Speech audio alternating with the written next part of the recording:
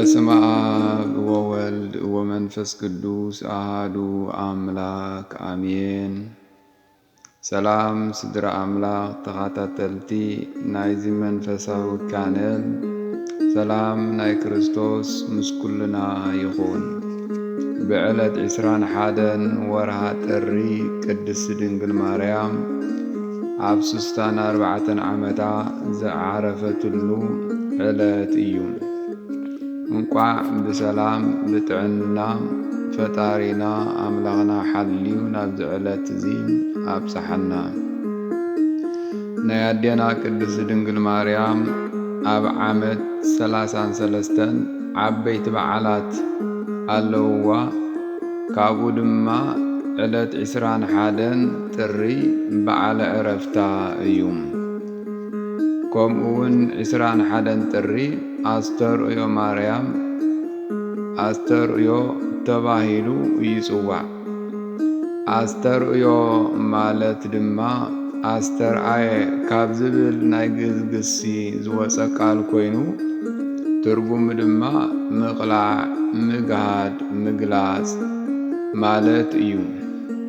እቲ ክውለድ እዩ፣ ክጥመቕ እዩ፣ ተሰቒሉ ድማ ንኹሉ ዓለም ከድሕን እዩ እናተባህለ ኣቦ ብምሳሌ ነቢያት ብትንቢት ዝተነበይሉ ግዚኦ ኣኺሉ እቲ ዘይረአይ ኣምላኽ ሥጋ ለቢሱ ምስ ተገልጸ እቲ ዘይረአ ተረአየ ንምባል ኣስተርእዮ ተባሂሉ። ብተወሳኺ ኣብ ቅዱሳት መጻሕፍቲ ተጻሒፉ ከም ዘሎ ሞትሰ ለመዋቲ ይደሉ ሞታ ለማርያም ያጽብ ለኩሉ።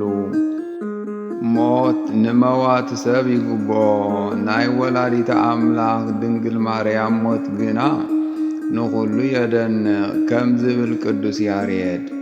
ናይ ኣዴና ቅድስት ድንግል ማርያም ዕረፍታ ኣብዚ ዘበን ስለ ዝኾነ ኣስተርእዮ ማርያም ይበሃል። ሞት ንመዋቲ ይግብኦ እዩ።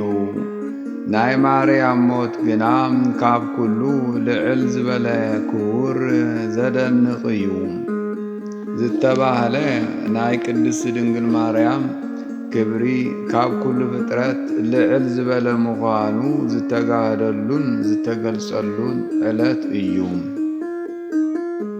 እምበኣር ንሕና እውን ነዚ ኣብ ቅዱሳት መጻሕፍትና ዘሎ ካብ ትርጓሜ ወንጌልን ካብ ስንክሳርን ካብ ተኣምረ ማርያምን ንበረኸት ዝኾነና ሓፂር ታሪኽ ናይ ድንግል ማርያም ክንርኢና እሞኒ እግዚአብሔር ኣምላኽና ምስትውዓሉን ጥበቡን ይሃበና።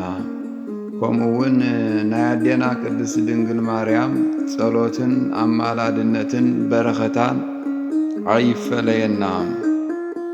ማርያም ማለት ብዙሕ ትርጉም ዘለዋ ኮይኑ ገለ ካብ ትርጉማ ምስ ንርኢ ማርያም ማለት መራሒት ናይ መንግሥተ ሰማያት ማለት እዩ።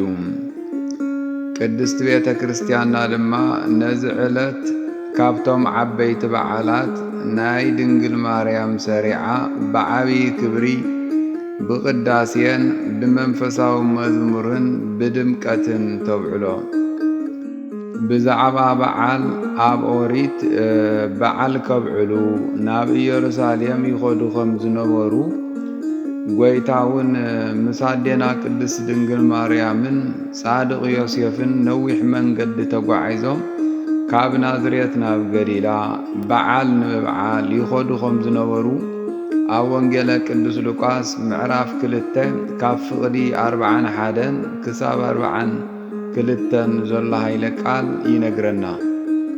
ከምኡውን ኣብ መጽሓፈ ተኣምረ ማርያም ከም ዘሎ ምእመናን ነቲ በረኸት ንምስታፍ ነዊሕ ተጓዒዞም ናብቲ ክብረ በዓል ዝበዓለሉ ናይ ኣዴና ቅድስት ድንግል ማርያም ቤተ ክርስቲያን ይነግዱ ተኣምራን ውዳሴያን ሰሚዖም መጽሓፍ ናይ ተኣምራ ክንበብ ከሎ ንዝሰምዑ ኩሎም ኣዴና ማርያም ነወዳት ኮነ ነዋልት ትባርኾም እያ ከም ዝብል ከይዶም በረኸት ይቕበሉ ከም ዝነበሩ ይነግረና።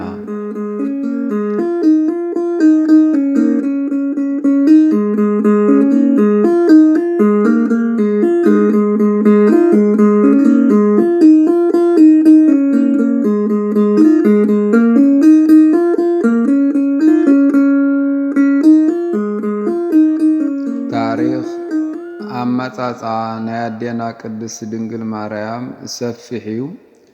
ካብኡ ድማ ኣዴና ቅድስት ድንግል ማርያም ምስ ስድርኣ 3 ዓመት 12 ዓመት ድማ ኣብ ቤተ መቕደስ 9 ወርሕን 5 መዓልትን ድማ ንጎይታ ጸኒሳ 33 ዓመትን 3 ወርሕን ምስ ጎይታ 15 ዓመት ድማ ኣብ ቤት ወንጌላዊ ዮሃንስ ድሕሪ ምንባራ ኣብ 64 ዓመት ዕድሚኣ 21 ጥሪ ኣዕረፈት።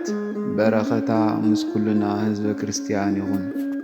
ኣዴና ቅድስት ድንግል ማርያም ምስ ኣዕረፈት ቅዱሳን ሐዋርያት ንኽቐብርዋ ናብ መካነ ዕረፍቲ ጌቴሰማኒ ሒዞማ ክኸዱ ከለዉ ኣይሁድ ብኽፉእ መንፈስ ተላዒሎም ኣቐዲሞም ንወዳ ኣብ ሳልሳይ መዓልቲ ካብ ሙታን ተንስኡ ኣብ መበል 40 መዓልቱ ናብ ሰማይ ዓረገ።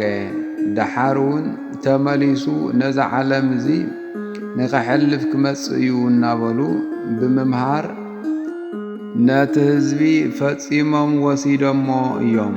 ሕጂ ኸዓ ስቒልና እንተገዲፍናዮም ንዓዓ እውን ከም ወዳ ተንሲኣ ዓሪጋ እናበሉ ብምምሃር ክህውኹና ዶ ኣይኮኑን ንዑ ተኣኪብና ብሓውን ኣቃጽላ ኢሎም ተማኺሮም መፁ።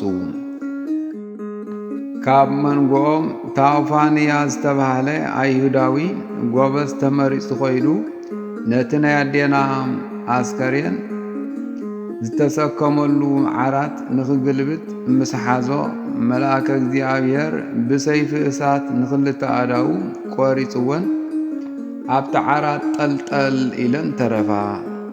ይኹን ደኣ እምበር ታውፋንያ ብዝፈጸሞ ድፍረት ተጣዒሱ ናብኣ ስለ ዝተማሕፀነ ብተኣምር ኣእዳው ተፈዊሰን ከም ቀደመን ኮናሉ። ሽዑ መልአከ እግዚአብሔር ንስጋ ኣዴና ምስ ሐዋርያ ዮሃንስ ወሲዱ ኣብ ገነት ኣብ ትሕቲ ዕፀ ሕይወት ኣቐመጦ።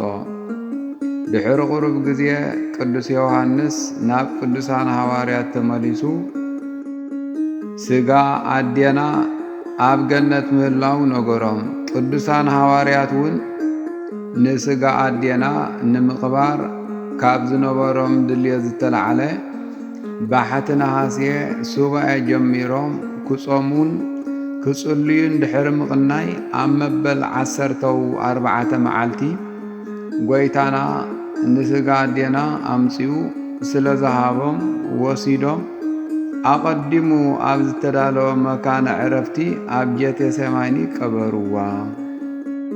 ኣብ ናይ ኣዴና ስርዓት ቀብሪ ንኽርከብ ሓደ ካብቶም 12 ሐዋርያት ዝኾነ ቅዱስ ቶማስ ካብ ሃገረ ስብከቱ ብደመና ተጻዒኑ ናብ ኢየሩሳሌም ክመጽእ ከሎ ኣብ ሳልሳይ መዓልታ ኣዴና ቅድስት ድንግል ማርያም ከም ትንሣኤ ወዳ ተንሲኣ ክትዓርግ ከላ ረኸባ።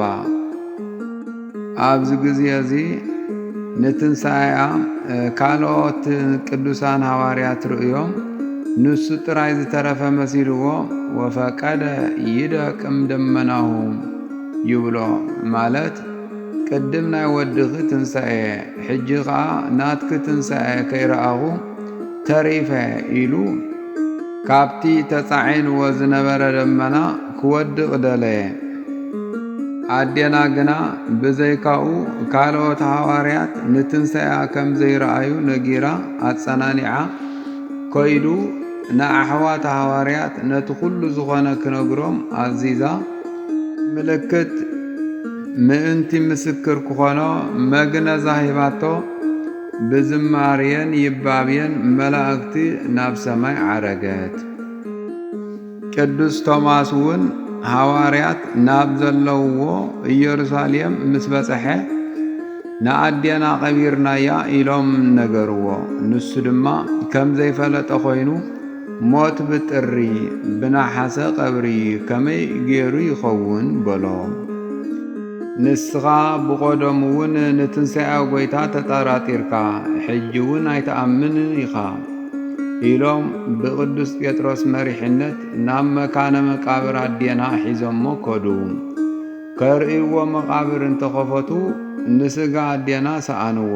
በዚ ጊዜ እዚ ቅዱስ ቶማስ ኣይተኣምኑንን ኢኹም ኢለ እየ እምበር ኣዴናስ ተንሲኣ ሓሪጋ እያ ኢሉ ኩሉ እቲ ዝተፈጸመ ምስ ነገሮም ንመረጋገጺ ምልክት ክኸውን ዝሃበቶ መግነዛ ኣርአዮም። ንሳቶም ከዓ ነዚ መግነዛ ንበረኸት ተማቒሎም ነናብ ሃገረ ስብከቶም ከዱ። ኣብ ዓመቱ ንትንሣኤኺ ቅዱስ ቶማስ ርእዩ ንሕና ንምንታይ ከይረኣና ንተርፍ ኢሎም ባሕቲ ነሃሴ ሱባኤ ኣትዮም። ኣብቲ መወዳእታ ሱባኤ 16 ነሃሴ ጐይታ ንዝለመንዎ ልመና ተቐቢሉ ንቅድስት ድንግል ማርያም መንበር፣ ንቅዱስ ጴጥሮስ ንፍቂ ካህን፣ ንቅዱስ እስጢፋኖስ ገባርየ ሰናይ ዲያቆን ገይሩ ቀዲሱ ንኹሎም ድሕር ምቑራብ ንዕርገት ኣዴና ቅድስት ድንግል ማርያም ንምርኣይ ኣብቅዖም። ሞት ናይ እግዝእትነ ማርያም ከም ካልእ ሥጋ ለበስ ብሕማም ብስቃይን ጻዕርን ዘይኮነስ ከም ጥዑም ድቃስ እዩ።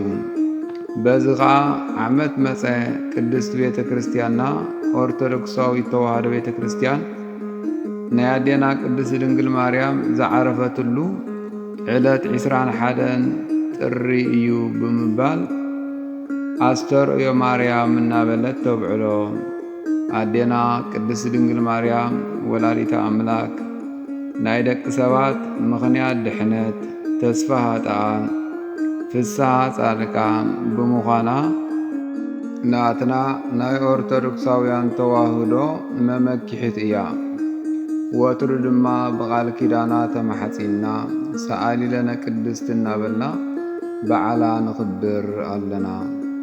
ጸሎታን በረኸታን ምሕረት ፍቁር ወዳን ምስ ኩልና ህዝበ ክርስቲያን ይኹን። ወስብሐት ለእግዚአብሔር ወለወላዲቱ ድንግል ወለመስቀሉ